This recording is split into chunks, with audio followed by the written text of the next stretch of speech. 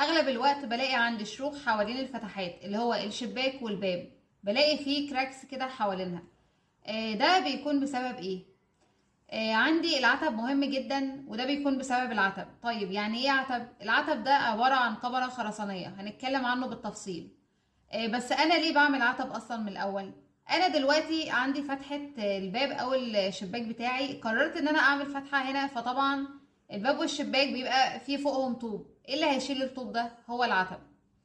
العتب زي ما قلنا عبارة عن كبرة خرسانية، ولازم اهتم بيها كويس جدا، خصوصا من اول لو الفتحة 2 متر.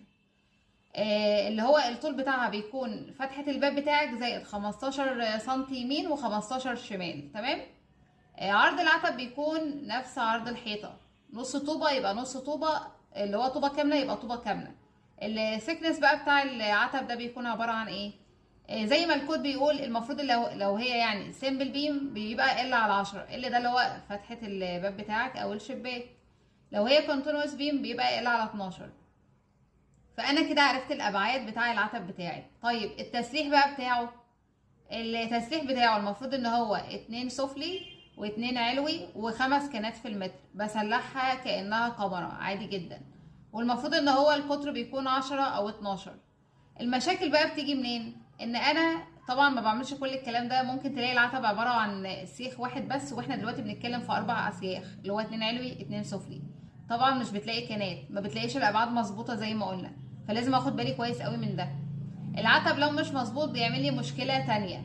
يعني احنا قلنا كده المشكله الاولى اللي هي الكراكس اللي بتكون حوالين الابواب والشبابيك. المشكله التانية ان انا دلوقتي لو عندي باب، لما باجي افتحه بلاقي ان انا بزقه مش عارفه افتحه، بيبقى جامد جدا في فتحه او قفله. ده بسبب ان العتب حصل فيه اللي هو ديفليكشن، لان الاحمال كتيره جدا عليه، هو مش قادر يستوعب. فالباب هو كمان بيحصل له كده في الحلق بتاعه، فما بقاش قادره افتح الباب بتاعي.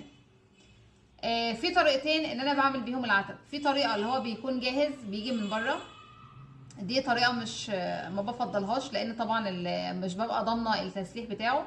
الطريقه التانية ان انا بصبه في الموقع. لو الفتحه صغيره عادي بنصبه على الارض، لو الفتحه كبيره اللي هو بقى باب قاعه وهكذا بنصبه هو في مكانه، بنعمل له الشده بتاعته ونصبه، بيبقى اسمه صب على ابوه. فالعتب مهم جدا ولازم اخد بالي منه، لانه بند مهم جدا في كذا حاجه.